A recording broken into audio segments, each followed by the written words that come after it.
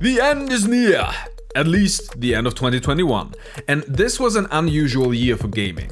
There wasn't really a single game that was without question most people's game of the year. But because of that, it gave other games that otherwise might have been forgotten a little more space to shine.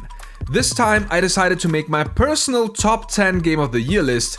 And it is just that, a personal list. So chances are that there are games that you disagree with and other games that you would have liked to see here. And I would love to hear from you in the comments. Also, I haven't had the time to play every single game that came out this year. Alright, with that disclaimer out of the way, let's do this. And as always, welcome to Framedropped.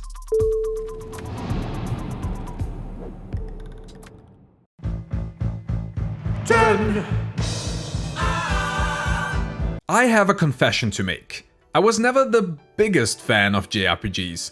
Not because I don't like the idea, I do. In fact, I really would love to sink myself into a lot of these worlds, but I'm rather turned off by the often significant time investment and also because grinding areas over and over again just to be powerful enough to progress the story isn't really my cup of tea. So naturally, when I hear that there is a JRPG with a good story, great characters, an interesting world that doesn't require grinding and most importantly does not take 100 plus hours to complete, count me in. Scarlet Nexus is exactly what I just said and more.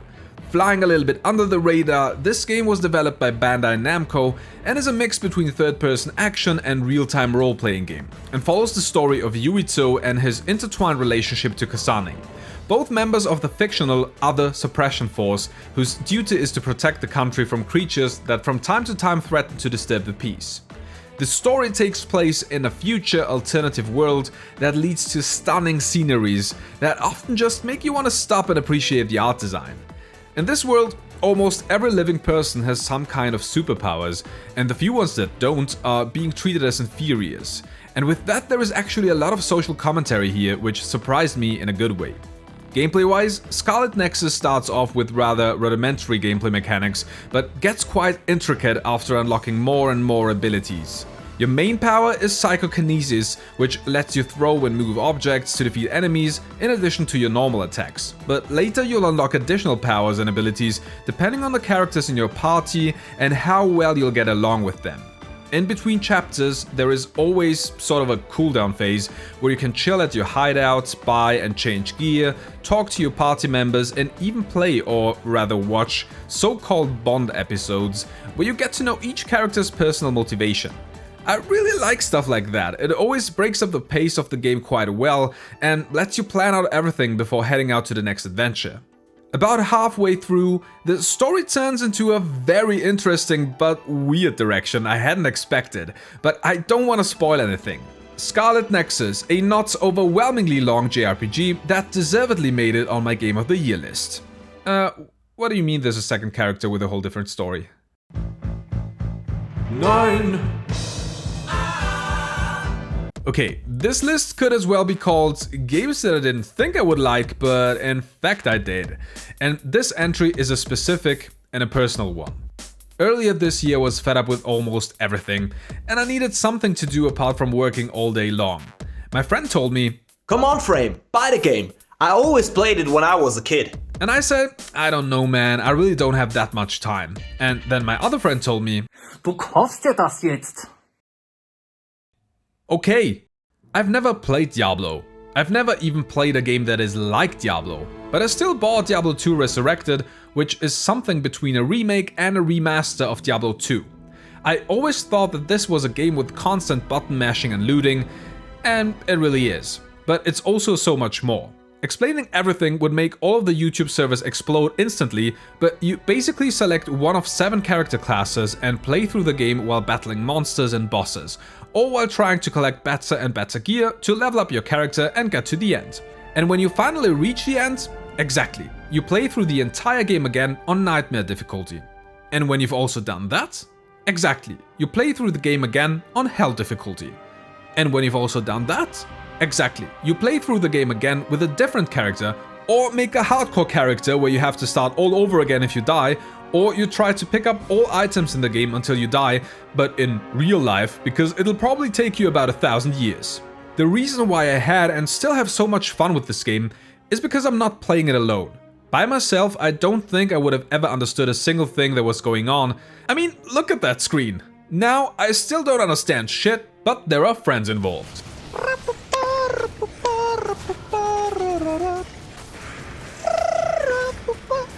Every couple of days, I'll get together with a couple of friends, play a little through the game, and exchange theories that would make even the most hardcore nerds look away. Diablo 2 threw me back to a time where games used to have mysteries and intricate mechanics that you couldn't just Google, but were almost entirely told on schoolyards, which have now turned to WhatsApp group chats. The game can get very complex and challenging, but also extremely relaxing at times. It's a strange feeling, really. It can be both Dark Souls and my guilty pleasure game Train Sim World. Yes, you're fucking right, I just compared Diablo to a train simulator. But in all honesty, I definitely wouldn't have had nearly as much fun if I would have played it alone. The interesting thing is that this remake almost never came to be. Blizzard North lost the original source code, but were able to recover most of the assets through copies that employees who worked on the original game took home. What do we learn from that? Always back up your files, kids. The cool thing about this remaster/remake is that you can switch to the original graphics with the press of a button. They were even so thoughtful as to put all of the old bugs into this version as well. How nice of them. This very unexpected entry on this list probably would have ranked even higher if it wasn't for the glitches and constant server issues. Also, Activision Blizzard is fucking evil, so don't support them. 8. The next entry on this list is a new game from a franchise that for some reason I never got to play, although many elements from its previous entries have made some of my favorite games into what they are today. I am talking about Metroid Dread on the Nintendo Switch. In some iterations, about 20 years in the making, Dread was released this year as a direct sequel to the 2D lineup of Metroid games.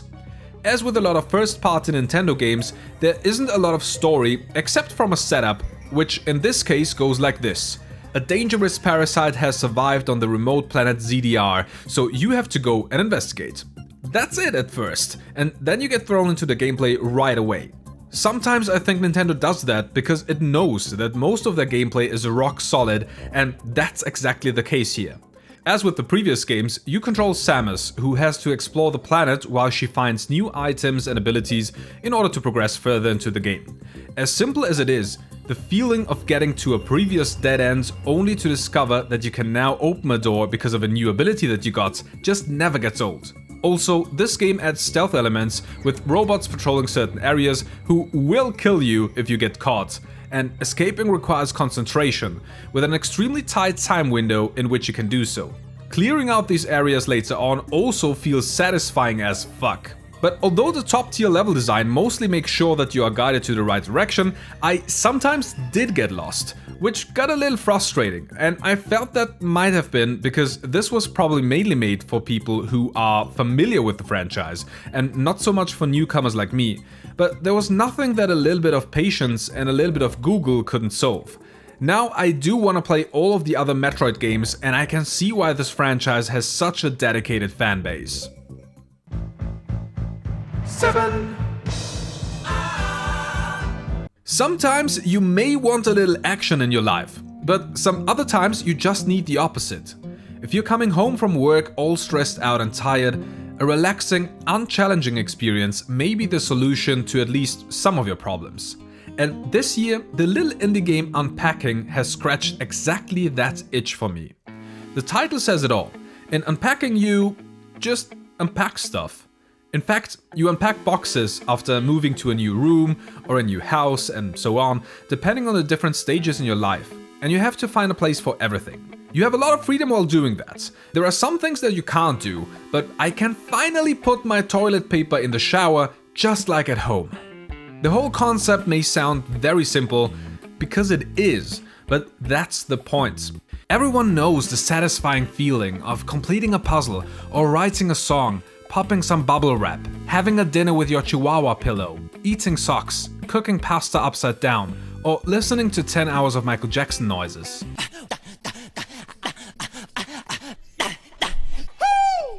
It may be something else for everyone, but this game is exactly that Zen-like experience for me. Moving to the different stages in your life, new items appear and some of the older stuff also reappears. Just through that, you learn what kind of a person you are. It's honestly incredible with how little a story can be told. I definitely got the sense of a real human being finding a place for their belongings rather than just brainlessly playing Tetris but with household items. That feeling, paired with a relaxing soundtrack and an incredibly charming pixelated art style, unpacking is a truly unique experience. Unfortunately, it takes only about 3 hours to play through the entire game, but the achievement of taking something that is mostly stressful in real life and converts it to one of the most chill experiences I ever had definitely deserves a spot on this list. 6. Partly because of nostalgia, partly because they are just awesome, action-adventure / platformers are probably my favorite game genre ever. Games like Jak and Daxter, Ratchet & Clank, and of course Disney's The Emperor's New Groove on the PS1 have left me with an itch that most modern games are not fully able to scratch. That's until Kena Bridge of Spirits came out. Somehow the small indie studio Ember Lab managed to create this truly magical game with a team of 15 people. 15 people! That's less than the developer behind this game. My favorite description of Kena Bridge of Spirits is a modern Nintendo 64 game, because that's exactly what it feels like. Playing it immediately threw me back into a better time when Zelda, Banjo and Jak used to be the shit. The gameplay is simple to explain. There's platforming, including a double jump of course, combat with light and heavy attacks, parrying, a bow and a gravity bomb. And you can collect a horde of the cutest fucking little companions called the Rot, who can help you with moving heavy objects and distracting enemies, for example. There's a healthy mix between solving puzzles and fighting. In addition, Kena also adds many modern mechanics that just improve the quality of life. There's a skill tree, you can choose the difficulty setting, and checkpoint locations are not unnecessarily brutal. I didn't even mention that this is an open world game that takes about 10 hours to complete, but offers more value if you want to explore everything. And that is definitely not a complaint. Kena reminded me of how much I miss these shorter, well-made platforming experiences. The graphics, the music, the gameplay, everything about this game is beautiful and proves that the type of game I used to devour about 20 years ago still works in this day and age, and I really hope that this is not the end of it. I'm genuinely happy that this game exists. 5. Let's continue with our trend of things that I usually don't like in games. Over 1.2 million words of spoken dialogue, well, alright I guess. A long ass RPG? Not that into it. An isometric perspective? No, definitely no. I just don't like how that looks for some reason. So if you would have told me that these 3 ingredients are the recipe for one of my favorite games of 2021, I wouldn't have believed you, to put it mildly. But that's what Disco Elysium is. Okay, technically I cheated a little bit with this entry because the first version of this game actually came out 2 years ago. And this is the final cut, a fully voiced definitive version with additional content which came out this year on consoles. But to my defense, what are you gonna do, sue me? For me, it feels really difficult to describe what Disco Elysium really is, but I can tell you what it feels like. For me, it felt like an interactive novel, like being immersed into a world of a thrilling book, where you keep turning just one more page because you want to know what happens next.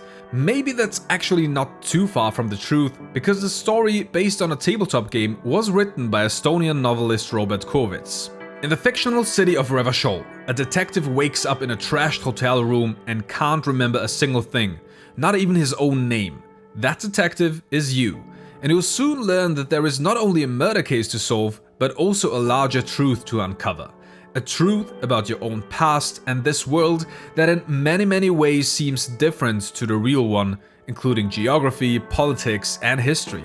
Disco Elysium is a role-playing game, but it does not feature any combat. Instead, outcomes are decided by dialogue options, which themselves are bound to points put into 24 different skills, such as drama, electrochemistry, and pain thresholds.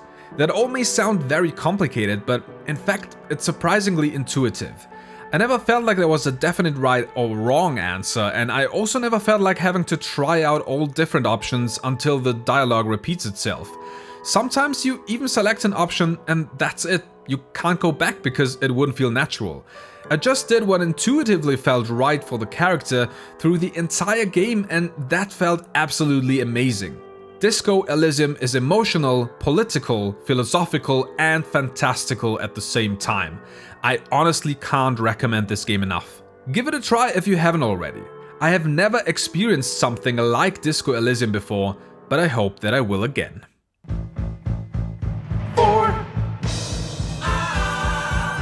For me, the following game is the biggest surprise on this list. Since I knew that it was coming out, I was really hoping that it would just somehow, maybe, make my Game of the Year list. Maybe at number 10 or number 9. A number 6 with extra dip. But never would I have imagined that Marvel's Guardians of the Galaxy would be so good that it would deservedly rank that high on this list. After how Square Enix handled the Avengers game, it is no surprise that a lot of people were skeptical. But this game is extremely well written, it's unexpected and funny, it has both satisfying gameplay and story, and it's just a blast to play. Marvel's Guardians of the Galaxy is a linear, third-person action-adventure experience where you control Peter Quill / Star-Lord and passively control the other members of your team with giving them commands or selecting specific skills during combat. You can even initiate a pep talk in order to boost team morale. And all of that, of course, includes a fully licensed 80s soundtrack with 28 songs, 10 more songs by the fictional band Star-Lord, and an original soundtrack that is just as awesome. The music in this game is on another level. I don't wanna get copyright claim.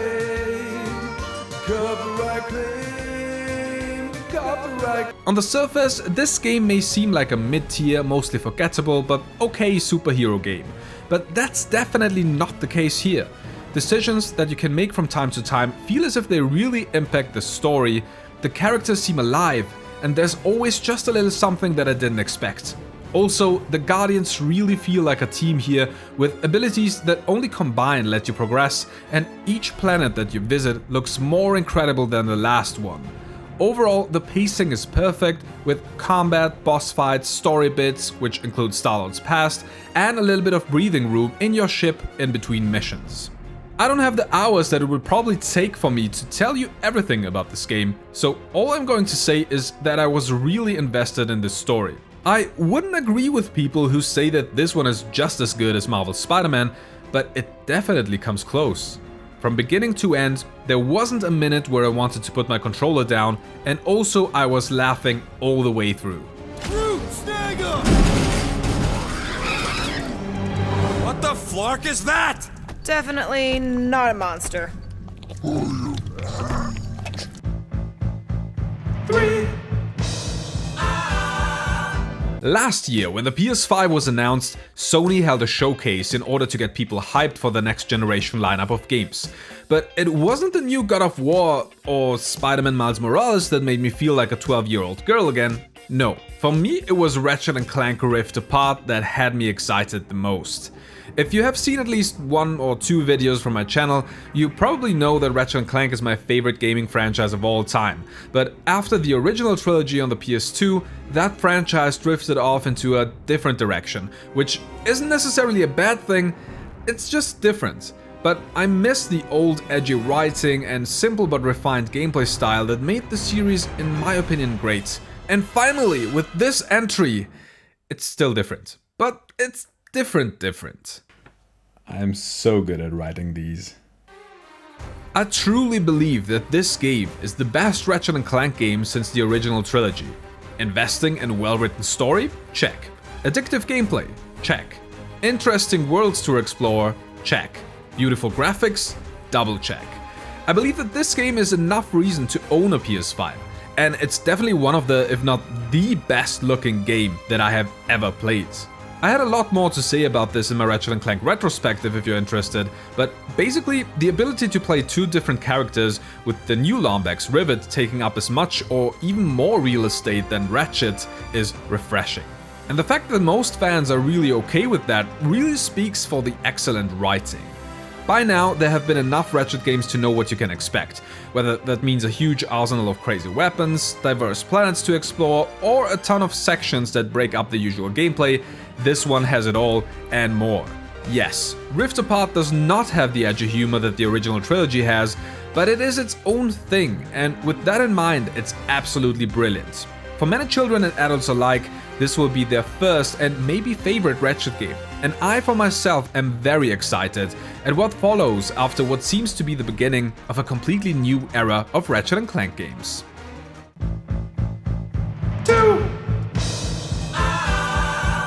Maybe it's just because I'm getting old, but I sometimes feel like things that made older things great are not being implemented into modern games anymore. Kena was a perfect example of a genre that could still work, although nowadays there are very few games in that style. Another thing that I really miss are split screen or co-op modes. Back in the day, it felt like almost every game had some kind of offline multiplayer mode. Today, it is not even a certainty for a racing game to have it. I mean, some people only have one controller and that's perfectly normal. Normal my ass. That's also what Joseph Fares probably thought. Fuck the Oscars, you know? Fuck the Oscars!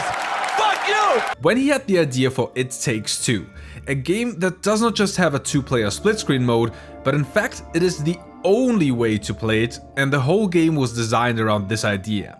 It Takes Two is a full, about 12-hour-long adventure, but as with Joseph's prior game A Way Out, this game is not full priced and only one of the two players actually needs to buy the game, regardless of if your friend is playing online or sitting on the couch next to you. And somehow this game was still published by EA. And this is my idea. It doesn't have anything with the EA shit going on, with the loot box and stuff. Okay. No.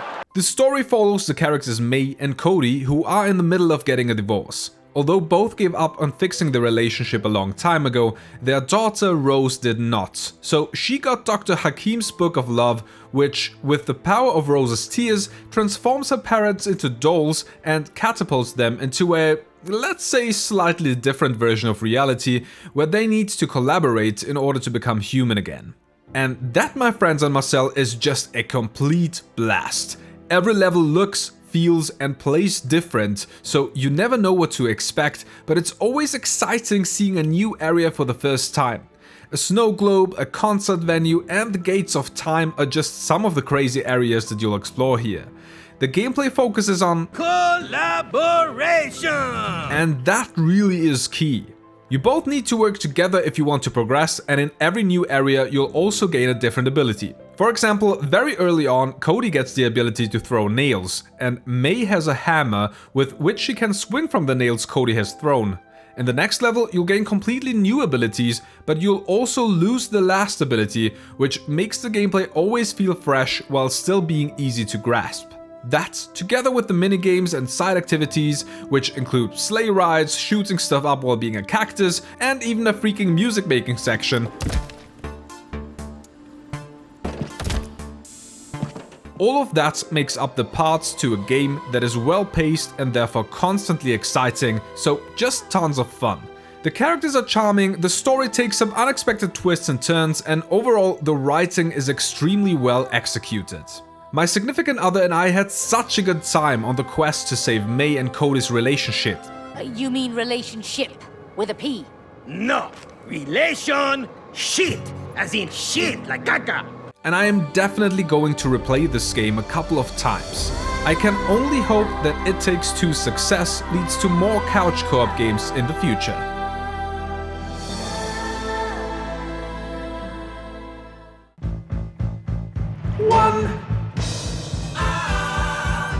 Guys, I am so excited for my very first personal game of the year, and I already know what it is. What will it be? GTA 3 Definitive Edition? Or maybe the GTA Vice City Definitive Edition? Or could it possibly even be the GTA San Andreas Definitive Edition? The answer might surprise you. It's Returnal. Returnal is a game that I didn't really have on my radar, to be honest. I probably only played it because it was one of the very few PS5 exclusive games. I feel that it's difficult to describe what this game really is, but let me try.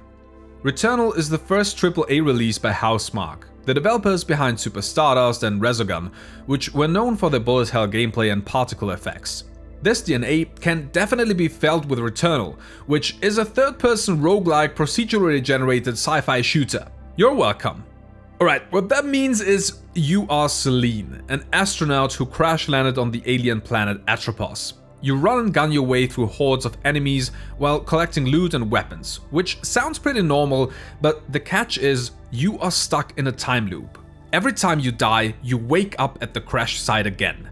With every death, you lose all of your pickups except for the precious currency ether and permanent abilities that you gain after defeating a boss. Also, the layout of the map changes every single time, so you can't remember or look up where exactly to go. That means that the key to succeeding isn't grinding or leveling up, but rather truly learning what to do in certain situations in order to get better at the game. With that mechanic, you could potentially play through the entire game in a few hours on your first try, or you could play through the very first area again and again and again until you finally get to the first boss and defeat him. And let's face it, it will probably be the latter. And there's not only one of these so-called biomes, but 6 in total.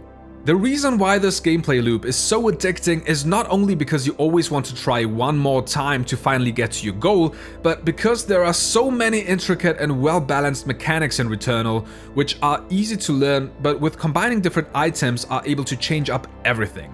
The game constantly puts you into the position of being able to take risks and get a huge bonus, but maybe also a suit malfunction, or to rather play it safe.